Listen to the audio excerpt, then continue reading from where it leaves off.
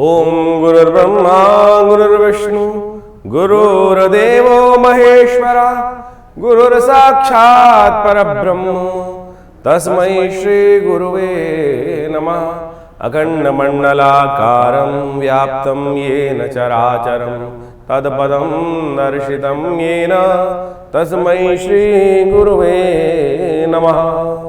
नमस्कार, स्वागत है आपका आचार्य वाणी में। मैं आचार्य डॉक्टर विक्रमादित्य आपके साथ हूं और आज का विषय हमारा है मीन राशि वालों के लिए जून के मध्यकाल में ग्रहों का खेल क्या रहने वाला है। देखिए, ग्रहों के खेल के कारण से ही हमारे जीवन में जो कुछ प्रभाव उत्पन्न होता है वो हमारे समक्ष आ जाता है और ज्योतिष के दृष्टिकोण से हम ग्रहों के प्रभाव को, ग्रहों के खेल को पहले समझ सकते हैं कि हमारे साथ क्या कुछ होने के योग है। यदि जून के मध्यकाल में देखें हम तो ग्रहों का विचित्र परिवर्तन का योग बन रहा है। सूर्य परिवर्तन की तरफ जा रहे हैं, बृहस्पति परिवर्तन की तरफ जा रहे हैं, बुध पूर्ण ताकत में आ रहे हैं आपकी राशि के दृष्टिकोण से यदि हम बात करें तो। और साथ साथ बृहस्पति का सबसे बड़ा परिवर्तन होने जा रहा है कि वो अस्त होने जा रहे हैं। मंगल महाराज शनि के साथ मिलकर षडाष्टक योग बना रहे हैं और ये षडाष्टक योग आपकी राशि के दृष्टिकोण से बहुत महत्वपूर्ण रहेगा, आपको समझना चाहिए। एक तो 7.5 चल रही है मीन राशि वालों की, फिर मंगल की पूर्ण दृष्टि शनि पर पड़ती दिखाई दे रही है। ये कहीं ना कहीं द्वंद्वात्मक स्थिति उत्पन्न करेगा। ऐसे में बृहस्पति का अस्त हो जाना, सूर्य का राशि परिवर्तन कर बृहस्पति के साथ पहुंच जाना, वहीं बुध का बहुत बढ़िया तरीके से आपके लिए लाभ देना, केंद्र के आपके स्वामी होकर, दो भावों के स्वामी होकर आपकी राशि के दृष्टिकोण से सबसे श्रेष्ठ कार्य बुध महाराज ही इस वक्त आपके लिए कर रहे हैं। बृहस्पति के अस्त होने का प्रभाव आपको महसूस नहीं होने देंगे, इतना सुंदर प्रभाव बृहस्पति के कारण बुध का आपके लिए रहने वाला है। तो ऐसे में लगातार आपको बुध का कुछ ना कुछ उपाय करते रहना पड़ेगा और बृहस्पति को थोड़ा साधने का प्रयास करना पड़ेगा। बृहस्पति ज्ञान के देवता हैं और विशेष तौर पर सही सात्विकता का उदय करते हैं और कहीं ना कहीं बृहस्पति के अस्त होने के कारण से जो एक दृढ़ संकल्प मन में होता है, विचार सही दिशा में प्राप्त करने का होता है, वो कहीं ना कहीं कमज़ोर पड़ जाता है। ग्रह नक्षत्रों के दृष्टिकोण से मंगल का केतु के साथ विराजमान होना बाजार को तेजी की तरफ ले जाता दिखाई दे रहा है और ऐसे में ज्ञान के देवता बृहस्पति का अस्त हो जाना वो कहीं ना कहीं तेजी के समय में विचारों का सही समय में डिसीजन लेने की स्थिति में कहीं ना कहीं खराबी उत्पन्न करने के योग दे सकता है। तो ऐसे में अत्यधिक सावधान रहते हुए कार्य करना पड़ेगा आपको। ग्रह नक्षत्रों के दृष्टिकोण से ऐसे में कई क्षेत्र आपके लिए बहुत बढ़िया लाभ देने वाले हैं। किन क्षेत्रों में हाथ डालने से लाभ प्राप्त होगा, किन क्षेत्रों में हाथ डालने से नुकसान हो सकता है, वो सारी बातें आप सही रूप से समझ लीजिए कब कौन सा समय आपके लिए किस प्रकार का रहेगा। सबसे पहले बात कर लेते हैं 11 तारीख की बुधवार का अवसर और ग्रह नक्षत्रों के दृष्टिकोण से देखें इस दिन पूर्णिमा का योग बन रहा है और साथ साथ सबसे बड़ा परिवर्तन आपकी राशि के दृष्टिकोण से हो रहा है। बृहस्पति इस दिन अस्त हो रहे हैं सुबह 10:28 पर और बुध इस दिन उदय हो रहे हैं। एक ग्रह आपके लिए जो सबसे इंपॉर्टेंट ग्रह है वो अस्त हो जाएगा और बृहस्पति के साथ साथ बुध का उदय होना ये आपके लिए एक तरह से डूबती नैया को सहारा देने का स्थिति उत्पन्न करता दिखाई देगा। तो ऐसे में बृहस्पति के अस्त होने से आपको सही दिशा में सही चीज़ों में काम करने में दिक्कत आ सकती है, लेकिन बुध कहीं ना कहीं वो सपोर्ट को आपके तक पहुंचाने के योग बना सकता है। बुधवार के दिन पूर्णिमा का योग बन रहा है, साथ साथ वट सावित्री व्रत भी है। तो ऐसे में हो सके तो विशेष तौर पर भगवान का सुंदर स्तवन करने का प्रयास करें, भगवान बड़ के पेड़ को कहीं ना कहीं लगाने का प्रयास करें तो आपके लिए अच्छा रहेगा, कल्याणकारी योग बनाने की स्थिति उत्पन्न कर सकता है। 12 तारीख बृहस्पतिवार का अवसर है और खासतौर पे उस दिन ग्रह नक्षत्रों के दृष्टिकोण से देखें आषाढ़ का महीना आरंभ हो रहा है, प्रतिपदा तिथि आरंभ हो रही है और ऐसे में ज्येष्ठ और मूल नक्षत्र का योग बन रहा है। भरणी नक्षत्र में शुक्र का प्रवेश हो रहा है और भरणी नक्षत्र में शुक्र का प्रवेश होने का आपकी राशि के दृष्टिकोण से बड़ा महत्वपूर्ण रहेगा। शुक्र ताकत में बढ़ेंगे। कन्या पूजन जितना आप करेंगे ना उतना बढ़िया आपके लिए लाभ के योग इन दिनों बनते दिखाई दे रहे हैं। आपकी राशि के दृष्टिकोण से इस वक्त बृहस्पति से पूर्ण दृष्टि डालकर चंद्रमा जो योग बना रहा है वो आपके लिए बड़ी अनुकूलता प्रदान कर रहा है। गजकेसरी योग का निर्माण हो रहा है। आपकी मेहनत के अनुसार से पूर्ण लाभ प्राप्ति के योग, धन लाभ के योग आपके ये गृह योग बनाते दिखाई दे रहे हैं। तो आने वाले 2-3 दिन खासतौर पर आपके लिए लाभ की स्थिति को आपके समक्ष उत्पन्न करता दिखाई देगा। 13 तारीख के दिन बात करें, शुक्रवार का अवसर है। ग्रह नक्षत्र ओवरऑल 50-60% आपके लिए अनुकूल दिखाई दे रहे हैं, अच्छे दिखाई दे रहे हैं। थोड़ी बृहस्पति को ताकत देने का आपको लगातार प्रयास करना चाहिए। बृहस्पति को ताकत देने के लिए गुरुजन ब्राह्मणों की सेवा करने का प्रयास करें। हो सके तो जहाँ वेद पाठ इत्यादि पढ़ते हो वहाँ पर कुछ न कुछ दान दक्षिणा इत्यादि अपने सामर्थ्य के अनुसार से करने का प्रयास करें। केसर का तिलक लगाने का प्रयास करें, बृहस्पति का मंत्र जप करने का प्रयास करें। जितने ये उपाय करेंगे उतना आपके लिए अच्छा चीज़ें आपके पॉजिटिव रिजल्ट लाने के योग बनाती दिखाई देंगी। मेहनत से भागिएगा मत, जितनी मेहनत जितना मीठा उतना लाभ, उतना स्वाद आने के योग बनते दिखाई देंगे आपकी राशि के दृष्टिकोण से। 14 तारीख का दिन शनिवार का दिन है और साथ साथ उस दिन सुबह सुबह परिवर्तन का योग बन रहा है। साथ साथ भद्रा भी आरंभ हो रही है, तो आपके लिए खास तौर पर ध्यान रखने की ज़रूरत है। नए कार्यों में हाथ ना डालें। ग्रह नक्षत्रों के दृष्टिकोण से इस वक्त खास तौर पर ध्यान रखने की ज़रूरत है। आने वाले 2-3 दिन खास तौर पर एक बात ध्यान रखिएगा, फक्कड़ किस्म के लोग जो कहीं ना कहीं जिनका ठौर ना ठिकाना, जिनको आप जानते नहीं हैं, उनके साथ संबंध बनाने से कहीं ना कहीं नुकसान हो सकता है। उदाहरण के तौर पर ऐसे समझ लीजिए, खासतौर पर ग्रह नक्षत्र दिखा रहे हैं, किसी का आपको फ़ोन आया और उसने आपको नया एक आशा दिखाई और ऐसे में उस आशा के प्रति आपका लाभ जाग गया, मोह जाग गया, कहीं ना कहीं लालच जाग गया और कहीं ना कहीं धोखा हो सकता है आपके साथ। तो इसलिए जिनको हम जानते नहीं हैं उनके साथ डील ना करें इन खास दिनों में। तो ध्यान रखते हुए कार्य करेंगे तो अच्छा रहेगा आपके लिए। इन दिनों शनि महाराज आपकी राशि के दृष्टिकोण से जहां योग बना रहे हैं वो खास तौर पर आपके लिए ध्यान रखने की ज़रूरत है, क्योंकि 7:30 चल रही है, शनिवार का दिन है। हनुमान जी को स्तवन करें, हनुमान जी का पाठ करें, वो आपके लिए अच्छा रहेगा। गणेश जी को भी चोला चढ़ा सकते हैं, गणेश चतुर्थी का योग है, वो भी आपके लिए कल्याणकारी योग बनाएगा। 15 तारीख का दिन रविवार का दिन चतुर्थी तिथि उदया तिथि के रूप में विद्यमान है। ग्रह नक्षत्रों के दृष्टिकोण से इस वक्त जो ग्रह योग बन रहा है वो भी समझ लीजिए क्या कह रहा है आपके लिए। ग्रह नक्षत्र साफ योग बना रहे हैं इस वक्त खासतौर पर परिवर्तन की तरफ। सूर्य महाराज तृतीय भाव से निकलकर चतुर्थ भाव परिवर्तन की तरफ जाते दिखाई दे रहे हैं और ये खास तौर पर आपके लिए शनि संबंधित कार्यों से बचने के लिए बात कर रहे हैं। लोहा, लकड़ी, जिद वाले काम, इंडस्ट्री वाले कामों में कहीं ना कहीं नुकसान होने की स्थिति आपकी राशि में इन दिनों बनती दिखाई दे रही है, तो खास तौर पर ध्यान रखते हुए कार्य करने की ज़रूरत है।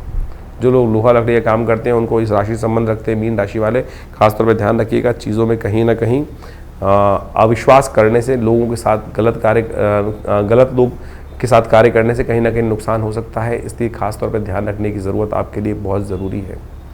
सूर्य का यह परिवर्तन खासतौर पर रविवार के दिन हो रहा है, तो हृदय नाम का योग बन रहा है, लेकिन सूर्य का परिवर्तन रविवार में होने के कारण साथ साथ बृहस्पति जो अस्त हुए हैं उस स्थिति में उनके साथ जो योग बन रहा है वो ठीक नहीं है। वो कहीं ना कहीं उठापटक का योग बनाता है।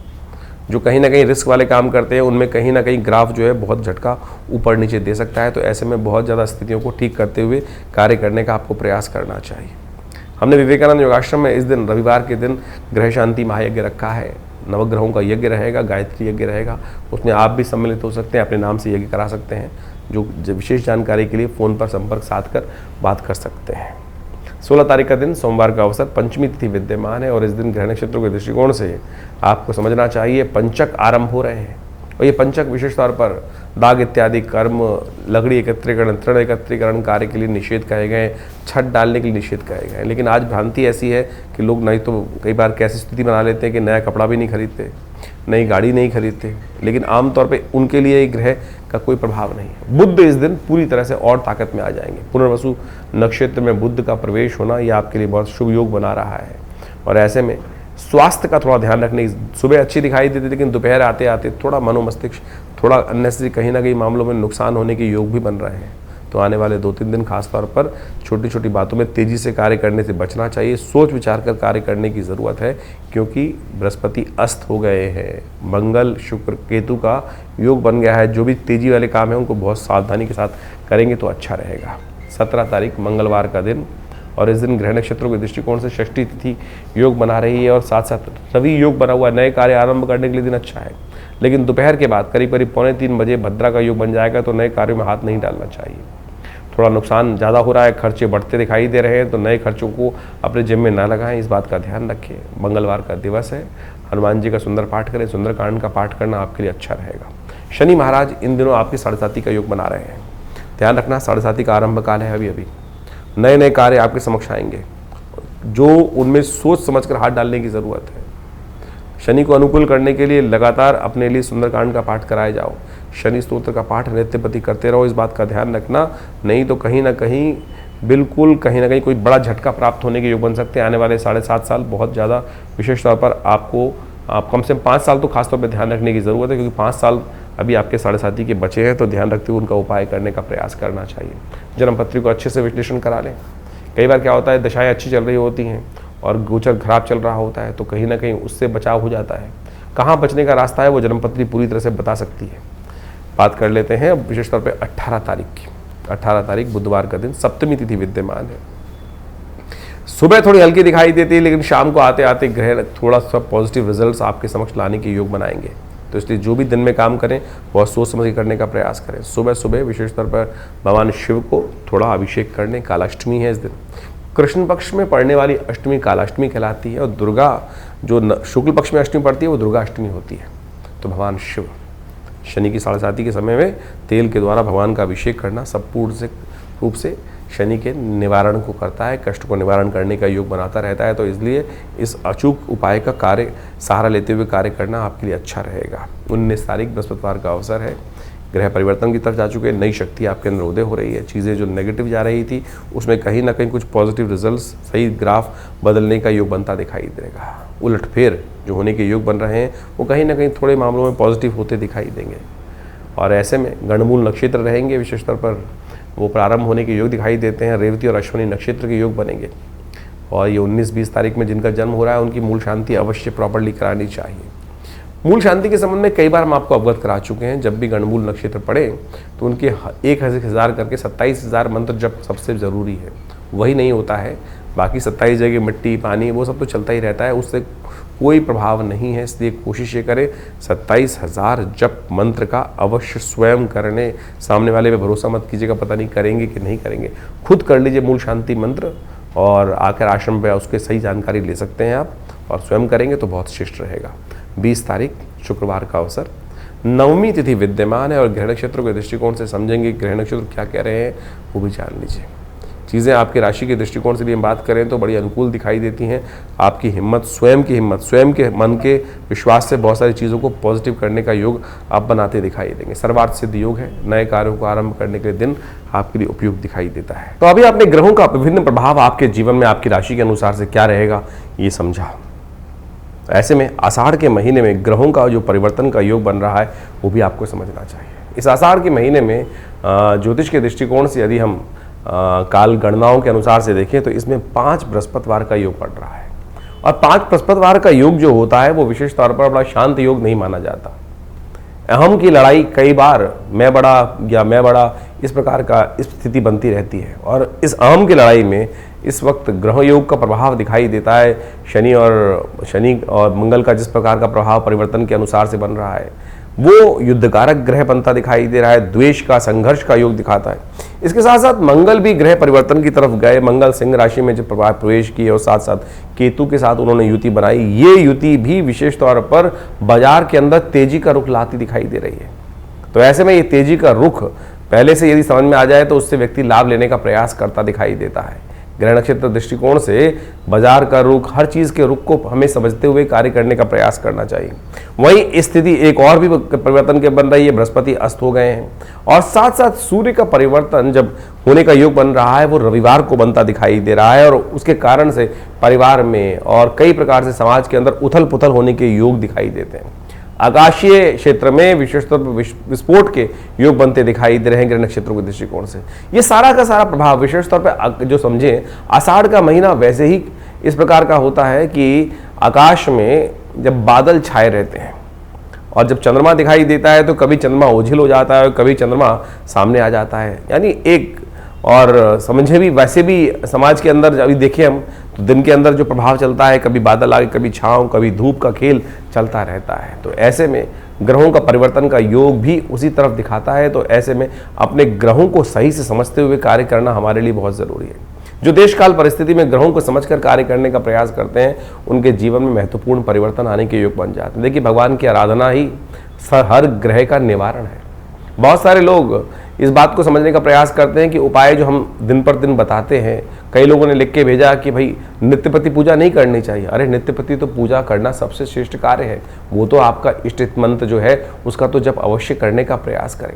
लेकिन कई विशेष मुहूर्त बनते हैं पौराणिक कालों में, पुरानी गणनाओं के अनुसार से, पुरानी कथाओं के अनुसार से कुछ दिनों का, कुछ विशेष योगों का विशेष महत्व बताया जाता है, और उस विशेष महत्व में कुछ स्पेसिफिक जो मंत्र है, जो उपाय हैं, यदि उनको कर लिया जाए तो वो कई गुना अधिक प्रभाव दिखाई देते हैं। इसलिए मन की भ्रांति को हटाने का प्रयास करें। कारण और निवारण दो एक ऐसी चीज़ें हैं जिनको जानकर, जिनको समझकर हम अनेक प्रकार के जीवन के कष्टों को दूर कर सकते हैं। निवारण तो परमात्मा का नाम ही है। और उसके लिए विभिन्न माध्यम हैं, विभिन्न प्रकार हैं, जिस प्रकार भी आपका मन जहाँ पे ठहर जाए। ये मन बड़ा विचित्र चीज़ उत्पन्न करता है। मन कभी ठहरता नहीं है। मन एक क्षण में कहीं और पहुंच जाता है, एक क्षण में कहीं और पहुंच जाता है। कई बार तो मन की आशंका इस प्रकार से होती है कि परमात्मा पर भी हम शंकाएं उत्पन्न कर देते हैं कि परमात्मा कार्य करेगा कि नहीं करेगा, सुनेगा कि नहीं सुनेगा। और यही शंका जो है वो हमारे कर्म का जो फल है वो हमें को प्राप्त होने से रोक देती है। तो इस बात का हमें ध्यान रखना चाहिए। परमात्मा पे पूर्ण विश्वास, जो कर्म कर रहे हैं उस पर पूर्ण विश्वास, दृढ़ विश्वास। यदि मन में दृढ़ विश्वास होगा, श्रद्धा होगी, तो आप समझे एक छोटा सा कार्य भी, हरिनाम भी आपके जीवन में समस्त कष्टों को दूर करने का योग बना देगा। कहा जाता है ना, एक घड़ी आदि से पुनियाद, तुलसी संगत साथ की हरे कोट अपराध। लेकिन वो कब होगा? जब मनसः वाचा कर्मणा तीनों रूप से देहात्म बुद्धि से रहित होकर उस परमात्मा की शरण में जाकर एक बार हरिनाम का वो स्मरण करेंगे। तब हम उस हरिनाम के स्मरण को किस प्रकार से करने का प्रयास करते हैं। जो भी कार्य कर रहे हैं, वैसे तो कहा गया है कि 24 घंटे अहर्निश उस परमात्मा का नाम लेने का हमें प्रयास करना चाहिए। लेकिन कई बार तो क्या होता है, स्थिति ऐसी होती है कि बहुत सारे अलग अलग भाव मन में चल रहे होते हैं।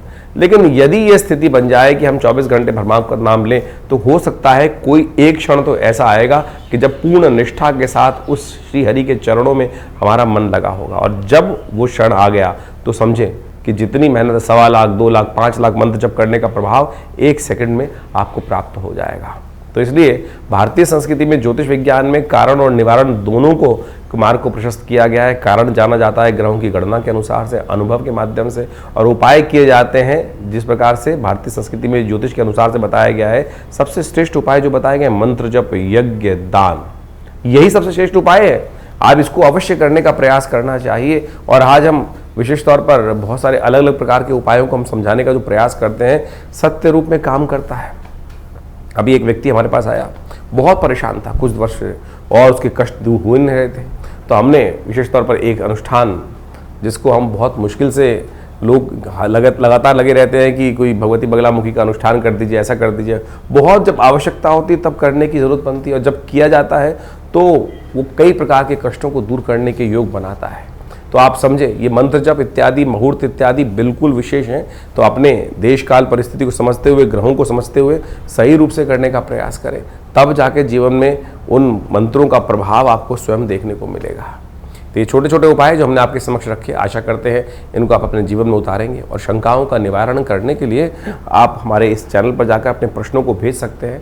हम प्रयास करेंगे उन सब प्रश्नों को व्हाट्सएप के माध्यम से जो नंबर आते हैं फ़ोन, उनको अवश्य जवाब देने का प्रयास करें। इसके अलावा पहला रविवार जो हमने विवेकानंद योगाश्रम में रखा हुआ है, वो इसीलिए रखा हुआ है यज्ञ के बाद। वैसे तो हर रविवार को बड़ा प्रोग्राम होता ही है, उसमें यज्ञ में आप ध्यान साधना इत्यादि में माँ भगवती का दर्शन करने के लिए आप आ सकते हैं। लेकिन पहले रविवार में एक प्रश्नोत्तरी का कार्यक्रम भी रखते हैं, समागम भी रखते हैं। आप वहाँ आकर अपने प्रश्नों का निवारण रविवार को सुबह 8 बजे से लेकर 10 बजे के बीच में भी आप कर सकते हैं। और हमसे मिलने के लिए कोई बहुत बड़ी जद्दोजहद नहीं करनी, आराम से आइए। विवेकानंद योगाश्रम दिल्ली में आपके तमाम प्रश्नों का जवाब भी देंगे, और बहुत सारे और भी जो मन में शंकाएं चल रही हैं अध्यात्म के प्रति, उनके सबके लिए भी बहुत सारे कार्यक्रम समय समय पर चलते रहते हैं, उनसे हम आपको अवगत कराते रहते हैं।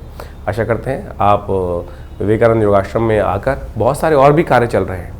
आपकी सूचना के लिए हम बता दें, यहाँ विवेकानंद योगाश्रम में एक हॉस्पिटल है बड़ा, योगा प्राकृतिक चिकित्सा आयुर्वेद का हॉस्पिटल है, और वहाँ नित्य प्रति बहुत सारी व्यवस्थाएं भी रहती हैं। और अभी विश्व योग दिवस के अंतर्गत पूरे जमुनापार में सबसे बड़ा कार्यक्रम भारत सरकार के साथ मिलकर, आयुष मंत्रालय के साथ मिलकर किया जा रहा है, जिसमें 15,000 आदमी एक साथ मिलकर योग करेंगे। 21 तारीख को आप भी उसमें भी यमुना स्पोर्ट्स कॉम्प्लेक्स में एक कार्यक्रम रहेगा, आप उसमें भी सादर आमंत्रित हैं। सुबह 6 बजे से लेकर और करीब करीब 9 बजे तक ये कार्यक्रम रहेगा जमुनापार में, यमुना स्पोर्ट्स कॉम्प्लेक्स में। उसमें भी आप आकर हमारे साथ पूरा स्वस्थ भारत के निर्माण के लिए सुंदर योग का कार्यक्रम में भाग ले सकते हैं। धन्यवाद, नमस्कार।